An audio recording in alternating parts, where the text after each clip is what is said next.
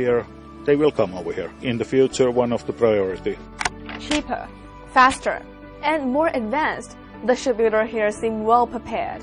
The second cruise ship is already under construction at the shipyard in Shanghai. 1号船，因为我们在过程当中也对国外技术进行一个消化吧，应该说有一些他们本身的一些问题我们也发现了，同时也根据我们实际上1号船我们过程当中也做了很大的这种调整和修改。2号船我们可以通过这个前期的修改能够提高效率，我估计在起码20%以上吧。我们就2号船比这个船加长了17米，加了一个环段啊。Chinese shipbuilders have proven they're more than capable of building a large cruise ship. Current projections shows the cruise economy here could be valued at 500 billion yuan by 2035. Are you ready to set sail?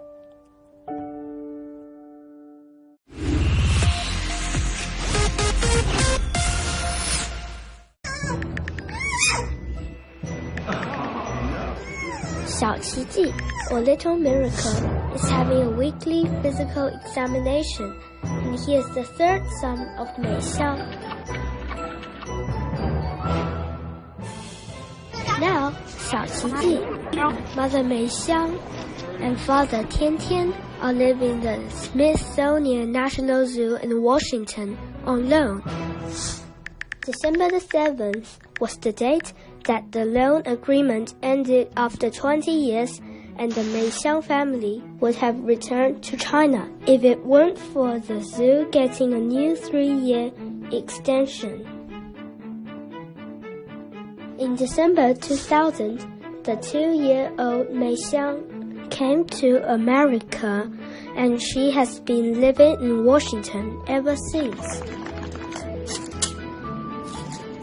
Mei Xiang and Tian Tian have 7 kids, 4 of which survived: Liu Taishan, Bao Bao, Bei Bei, and the new boy Xiao Qiji. The first 3 kids, 2 boys and 1 girl, came back to China following an agreement that the panda cubs born in the U.S. will return to China after the 4th birthday.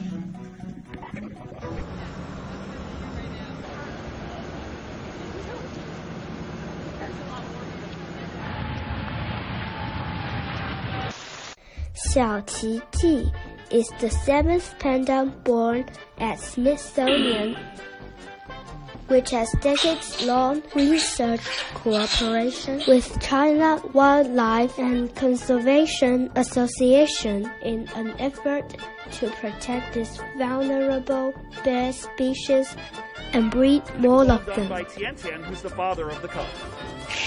Oh, it's another boy! To observe pandas' lives, Smithsonian installed several webcams inside and outside of their living areas. Meishong indoors, there are 2 in her den, and then there are 2 each in each of the indoor enclosures, and then outside, I think there's 4 or 5 cameras out here. Webcam is a key method to help the zoo staff to study pandas' habits.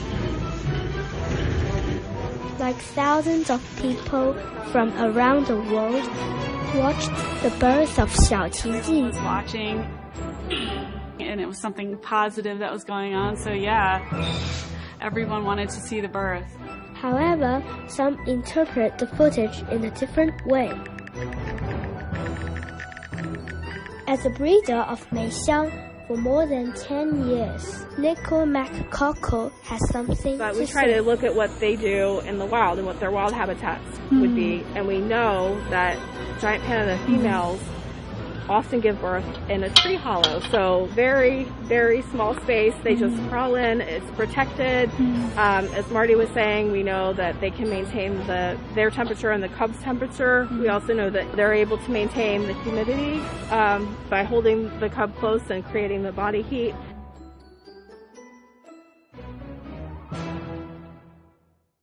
To visit the People's Republic of China. In February 1972, President Richard Nixon visited China. You would have to conclude that this is a great wall and that it had to be built by a great people. He returned to the U.S. with the best wishes from Chinese people, among which was a pair of giant pandas As a gift, on the morning of 26th of April, in the rain, 8,000 local visitors waiting outside the gate in Washington to see the pandas from China, Ling Ling and Xing Xing from Sichuan. The two later attracted over 1 million visitors in the first month of the debut. Zoos, but never seen a panda, so that was a big draw. You just want to hug them. Lots of people say panda is a part of diplomacy. Panda Thai. And I have my panda pin, I'll have you know. I think pandemonium is going to break out right here at the zoo. But being the Chinese only species, it is worth being known and seen by people worldwide.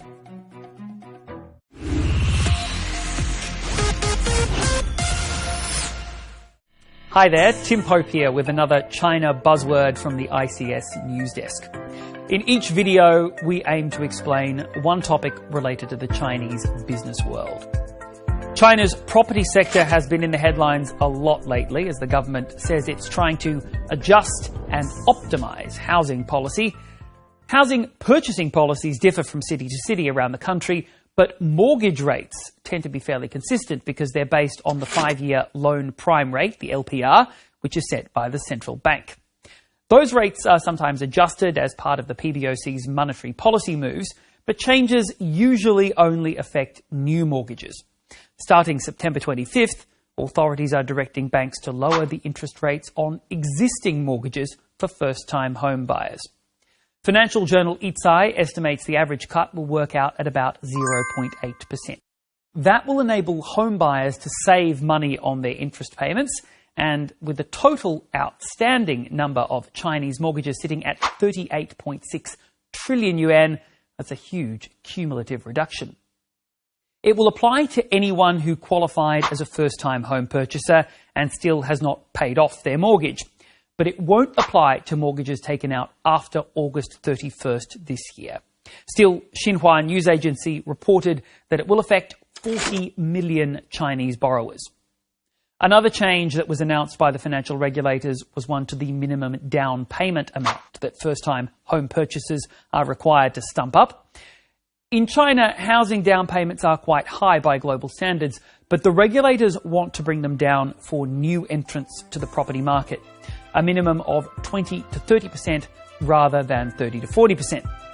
The idea behind this is that home buyers can then put the money that they save on down payments and mortgage interest payments back into the economy through consumer spending.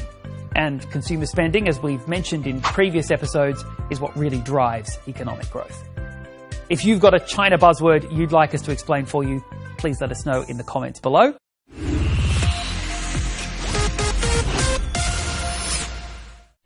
Hi there, Tim Pope here with another China buzzword from the ICS News Desk. In each video, we aim to explain one topic related to the Chinese business world. It might sound a little obvious to say that private enterprise is a vital part of the economy, but in China, where so much emphasis and data is focused on big state-owned companies, it is worth taking a look at. And that's what we're doing today, because the Chinese government has pinpointed private firms as a key part of the strategy to get the country's economic rebound back on track.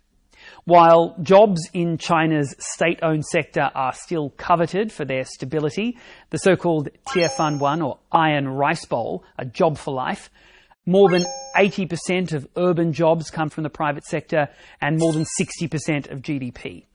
It also dominates foreign trade value. In July of this year, it made up more than 53% of the value of international trade.